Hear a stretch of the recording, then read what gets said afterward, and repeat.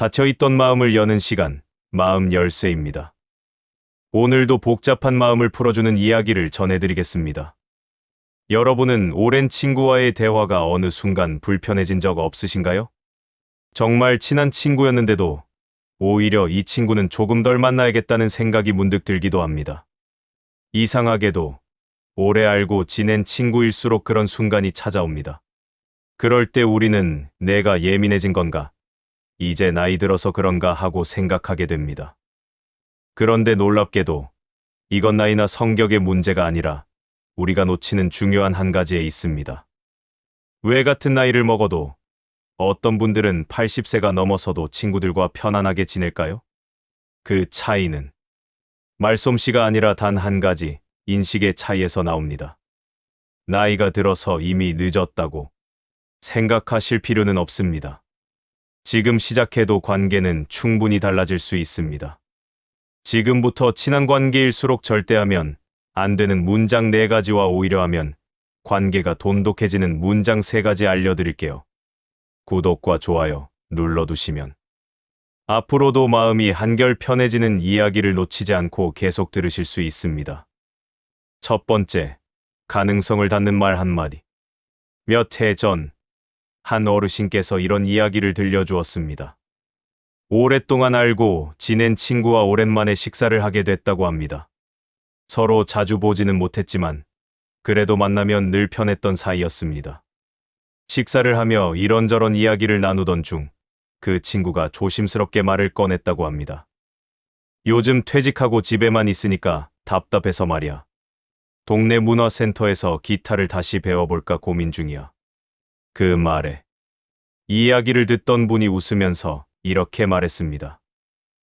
야, 그 나이에 뭐하러 그래? 말한 사람은 가볍게 웃으며 던진 말이었습니다. 현실을 말해준다고 생각했을 수도 있습니다. 괜히 힘들게 하지 말라는 뜻이었을지도 모릅니다. 하지만 그 순간 기타 이야기를 하던 친구는 말을 멈췄다고 합니다. 그래, 그렇지 뭐.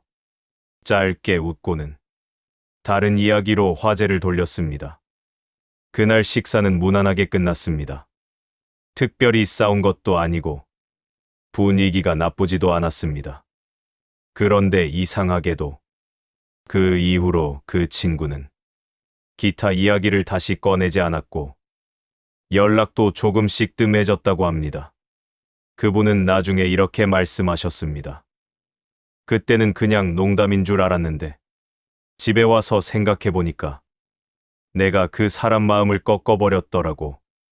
심리학에서는 이런 말을 정체성 위협 언어라고 부릅니다. 미국의 한 연구팀은 중장년층 참가자들에게 그 나이에 뭐 하러 그래?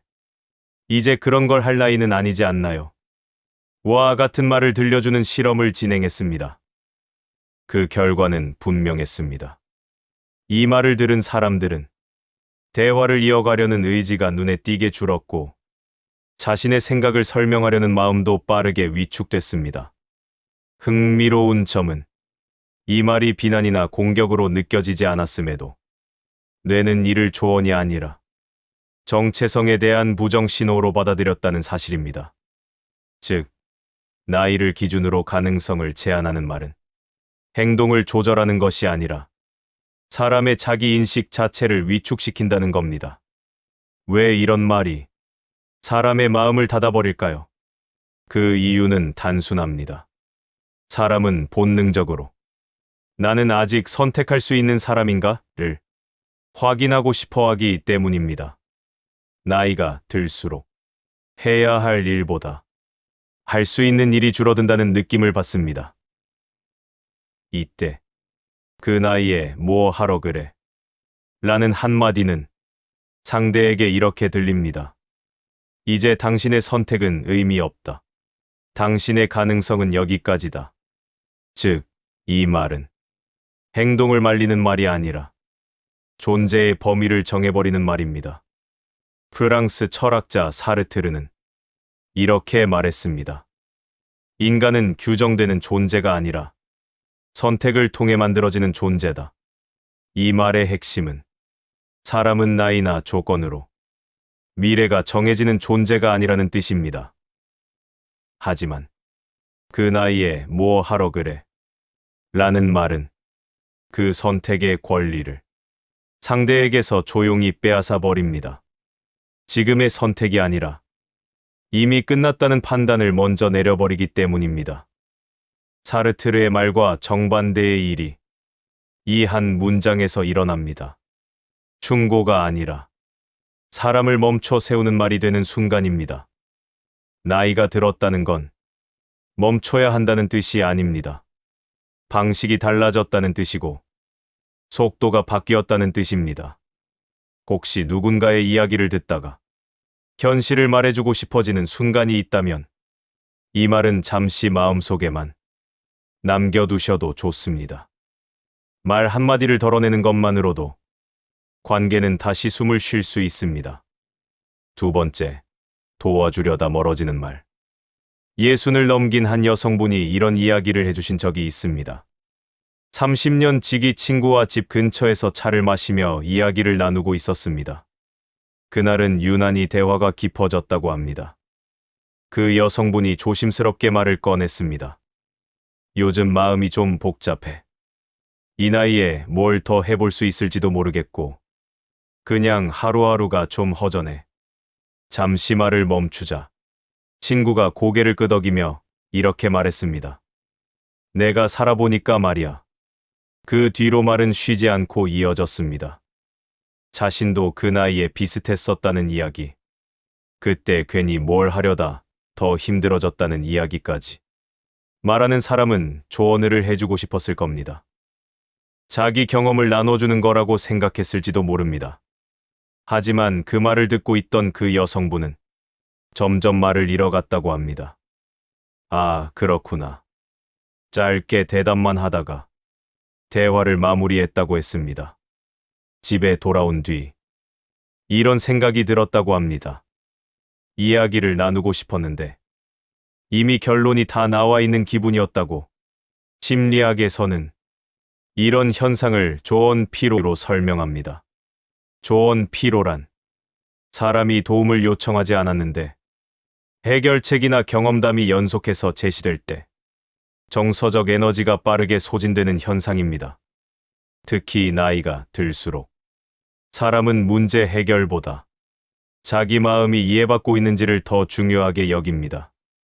왜냐하면 이 시기의 대화는 문제 해결보다 감정 정리와 의미 공유를 목적으로 하는 경우가 많기 때문입니다. 이때 내가 살아보니까 말이야 라는 말이 먼저 나오면 상대의 마음은 이렇게 반응합니다.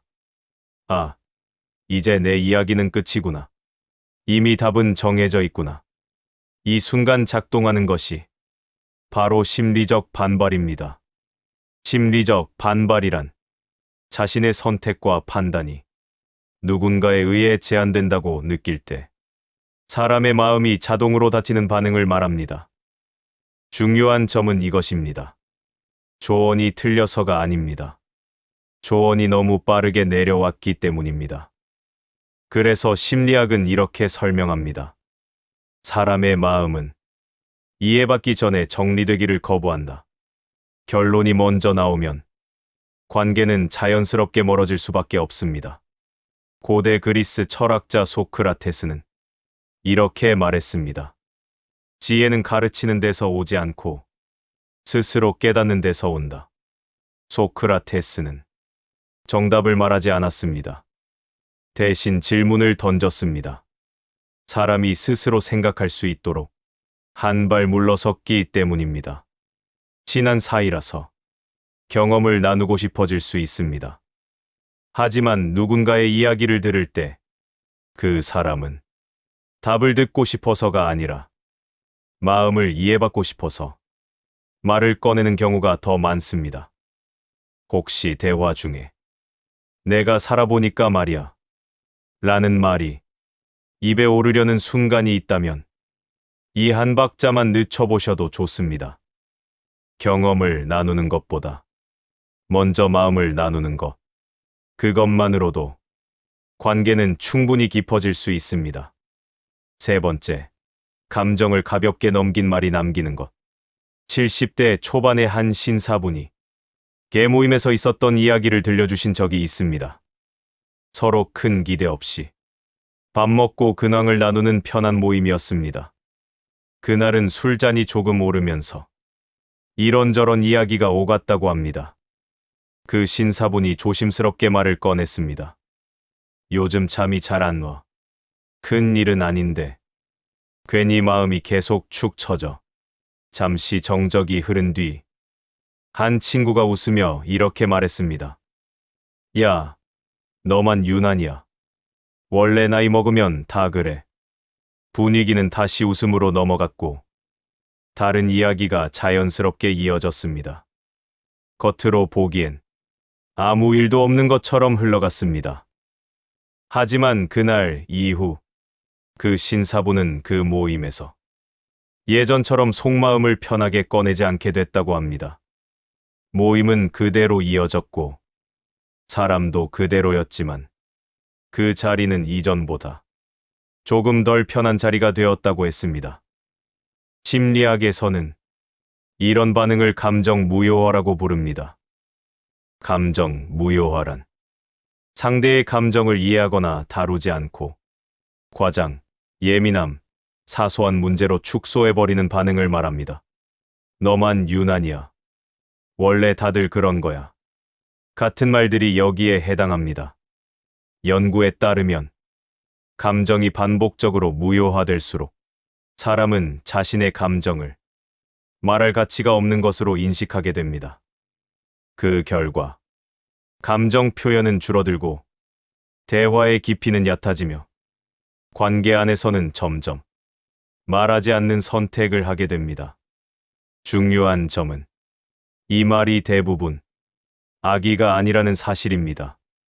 대부분은 분위기를 무겁게 만들고 싶지 않아서 혹은 웃고 넘기고 싶어서 툭 던진 말입니다. 하지만 감정은 웃음으로 지워지지 않습니다. 너만 유난이야. 라는 말은 사실을 정리하는 말처럼 들립니다. 하지만 이 말의 본질은 감정의 삭제입니다. 이 말에는 이런 메시지가 담겨 있습니다. 그 감정은 중요하지 않다. 여기서는 다루지 않아도 된다. 그래서 상대는 설명할 기회조차 얻지 못합니다. 감정은 맞고 틀린 문제가 아닙니다. 본인이 그런 감정을 느꼈다면 이미 존재하는 사실입니다. 그 존재를 지워버리는 순간 사람은 말보다 먼저 거리부터 조절하게 됩니다. 덴마크 철학자 키에르케고르는 이렇게 말했습니다. 이해받지 못한 감정은 침묵이 아니라 고독으로 남는다. 사람은 화를 내서 멀어지는 것이 아니라 이해받지 못할 것 같을 때 조용히 물러납니다. 친한 사이라서 가볍게 넘기고 싶을 때가 있습니다. 하지만 누군가가 마음을 꺼냈다는 건 그만큼 그 자리가 안전하다고 느꼈다는 뜻입니다. 혹시 대화 중에 너만 유난이야 라는 말이 입에 떠오른다면 이 말로 바꿔보셔도 좋습니다. 그렇게 느낄 수도 있겠다. 요즘 많이 힘들었구나. 해결책을 마련해 줄 필요도 없습니다. 감정을 이해해주는 것만으로도 관계는 충분히 오래갑니다. 네 번째, 조언과 통제의 경계선. 60 후반의 한 여성분이 이런 이야기를 들려주신 적이 있습니다. 오랫동안 알고 지낸 언니와 오랜만에 함께 식사를 했다고 합니다. 서로의 삶을 잘 아는 사이였고, 그래서 더 솔직한 이야기도 오가던 관계였습니다. 식사를 하던 중 그분이 조심스럽게 말을 꺼냈습니다. 요즘은 남편도 죽고 혼자 있는 시간이 많아져서 주말마다 산악회 모임을 한번 나가볼까 생각 중이야. 그 말을 들은 언니는 대뜸 이렇게 말했습니다. 그런 거 하지 마. 다 너 잘 되라고 하는 말이야. 이어지는 말은 현실적인 이유들이었습니다. 체력 이야기, 괜히 사람 일에 휘말릴 수 있다는 이야기, 구설수에 오르내릴 수 있다는 이야기까지 말하는 쪽은 진심으로 걱정했을 겁니다. 상대를 보호해 주고 싶었을지도 모릅니다. 하지만 여성분은 그날 이후 산악회 이야기를 다시 꺼내지 않았다고 합니다. 나중에 돌아보니 마음에 남은 건 본인의 선택을 함께 고민해주는 말이 아니라 선택이 존중받지 못하고 결론 지어진 느낌이었다고 합니다. 심리학에서는 이런 표현을 통제적 의사소통이라고 설명합니다. 이것은 상대의 이익을 위한다는 명분 아래 선택의 방향을 미리 정해놓고 따르도록 만드는 말하기 방식을 말합니다. 너를 위해서야. 내가 몰라서 그렇지. 다 잘 되라고 하는 말이야. 이 말들의 공통점은 조언의 내용이 아니라 결정권자의 모습입니다. 겉으로는 조언처럼 들리지만 실제로는 판단은 내가 할게 라는 메시지가 먼저 전달됩니다. 자기결정이론에 따르면 사람은 스스로 선택하고 있다는 감각이 유지될 때 관계 안에서 안정감을 느낍니다. 반대로 통제적 의사소통이 반복되면 사람은 보호받는 느낌보다 관리당하고 있다는 느낌을 더 강하게 받게 됩니다. 그 결과 겉으로는 고개를 끄덕이지만 속으로는 점점 자기 이야기를 줄이고 거리부터 조절하게 됩니다. 중요한 점은 이것입니다. 이 말이 악의에서 나오지 않았다는 사실입니다. 대부분은 정말로 상대를 위하는 마음에서 시작됩니다. 하지만 심리학은 분명히 말합니다. 의도가 좋아도 선택을 대신하는 순간 관계는 답답해지기 시작한다고 말입니다. 독일의 철학자이자 사회심리학자 에리 프롬은 사랑하는 사람을 대하는 자세에 대해 이렇게 말했습니다. 사랑은 상대를 소유하는 것이 아니라 그 사람이 스스로 성장하도록 돕는 것이다. 프롬이 말한 사랑은 지켜보고 대신 결정해주는 것이 아닙니다. 상대가 스스로 선택할 수 있도록 한 걸음 물러나 주는 태도입니다. 친한 사이라서 걱정하는 마음이 앞설 수 있습니다. 하지만 누군가의 인생을 정말로 위하고 싶다면 가장 먼저 지켜야 할 건 그 사람의 선택할 권리와 존중입니다. 혹시 다 너 잘 되라고 하는 말이야 라는 말이 입에 오르려는 순간이 있다면 이 말로 바꿔보셔도 좋습니다. 나는 이렇게 느끼는데 내 생각은 어때? 물론 어떤 결정을 하든 난 그 결정을 존중할 거야. 말의 방향을 조금만 바꿔도 조언은 통제가 아니라 존중으로 남을 수 있습니다. 5번째, 과거의 나를 내려놓는 말. 한 어르신분이 이런 이야기를 해주신 적이 있습니다. 젊을 때부터 알고 지낸 친구와 오랜만에 저녁을 함께 했다고 합니다. 예전에는 만나면 세상 이야기, 사람 이야기로 늘 열이 오르던 사이였습니다. 그날도 자연스럽게 옛날 이야기가 나왔습니다. 친구가 말했습니다. 그때는 내가 너무 고집이 세서 힘들었어. 예전 같았으면 내가 더 했잖아. 그땐 상황이 그랬어. 라고 곧바로 반박이 나왔을 말이었습니다.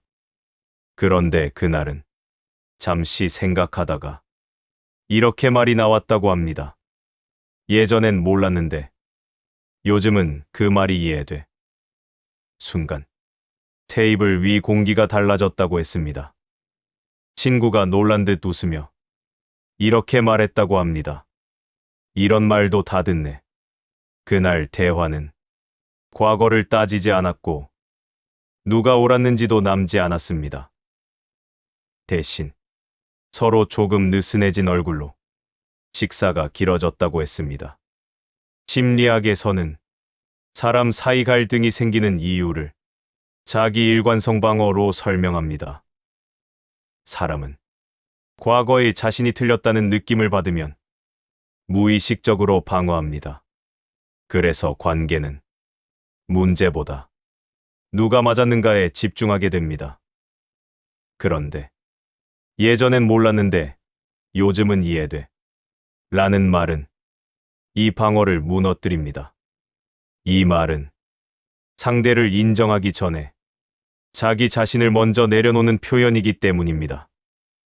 미국 주크대 연구팀에 따르면 자신의 변화 가능성을 먼저 인정하는 사람이 대화 갈등을 가장 빠르게 완화시키는 것으로 나타났습니다. 이 말이 좋은 이유는 단순합니다. 이 문장은 과거의 나를 고집하지 않겠다는 선언입니다. 그땐 내가 전부 알지 못했을 수도 있다.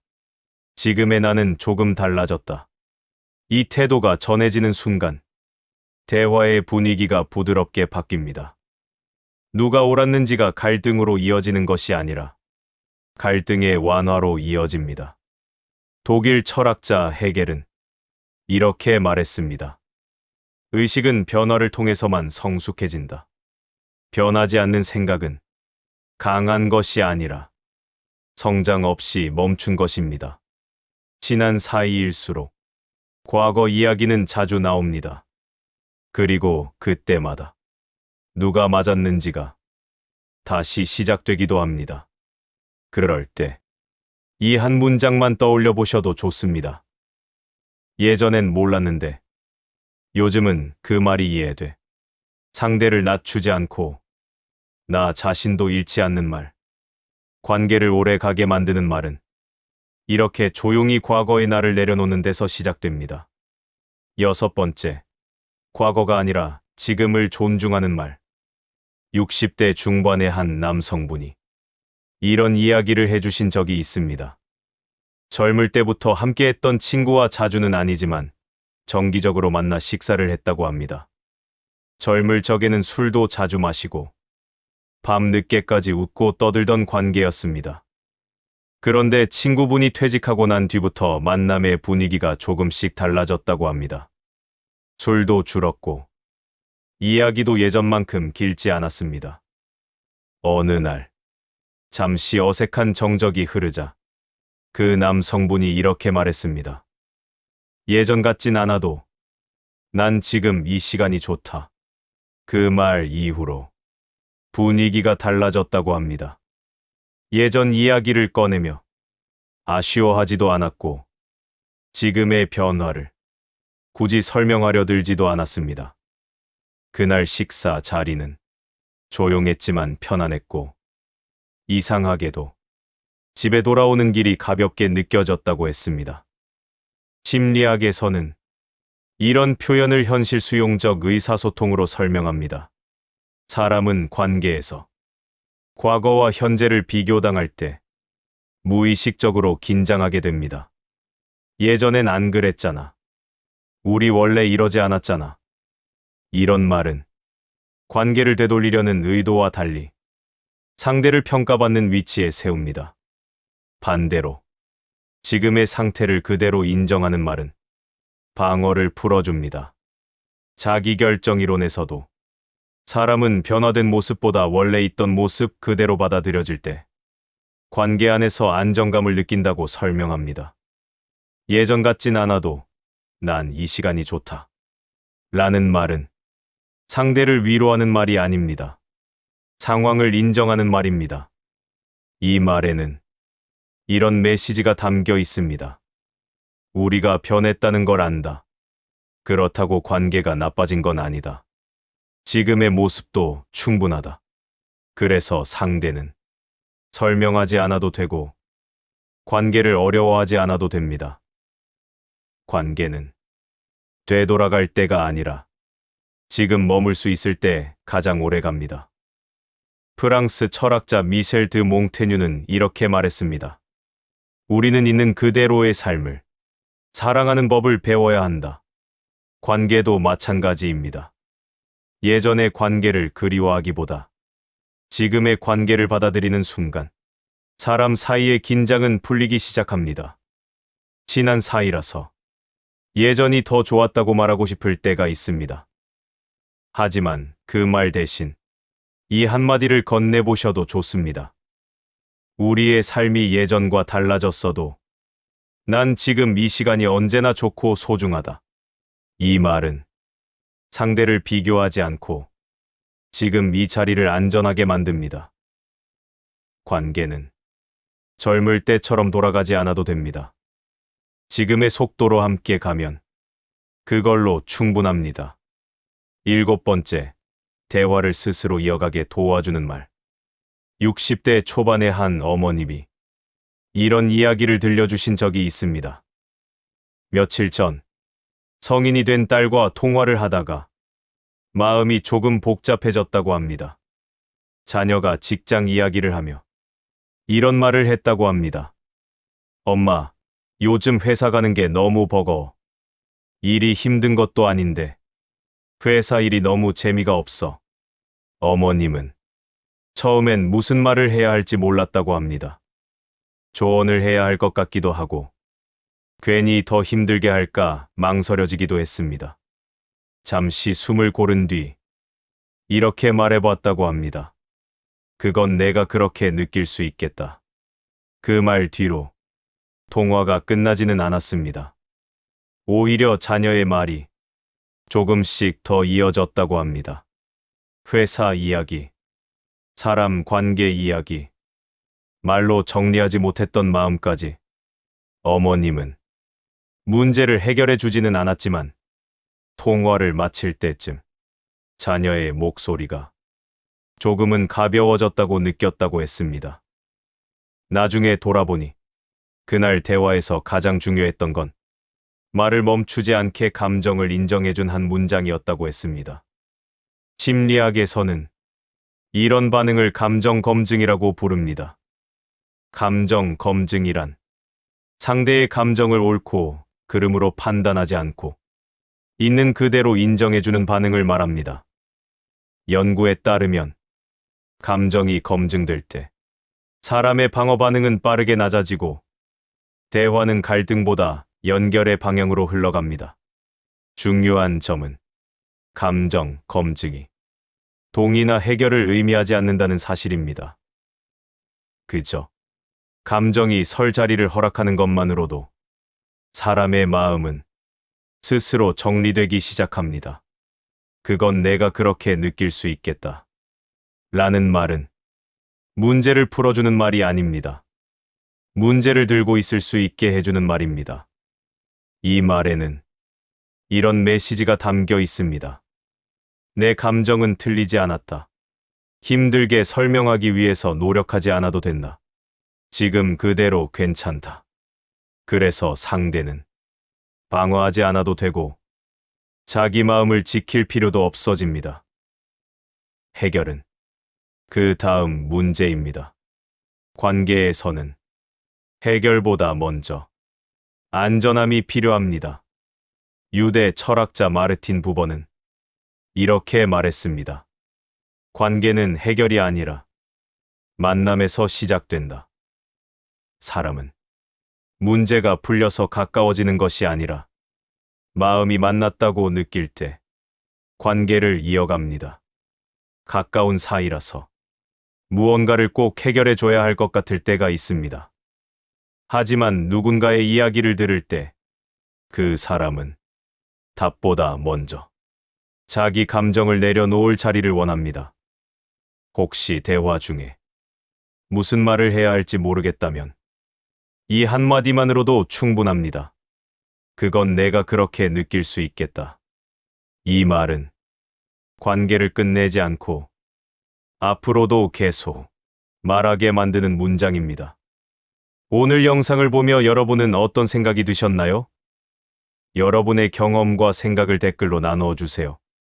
오늘 이야기가 도움이 되셨다면 비슷한 마음을 가진 분과 이 영상을 함께 공유해 주시고 구독과 좋아요를 눌러 여러분의 마음에 도움이 되는 이야기도 놓치지 마세요.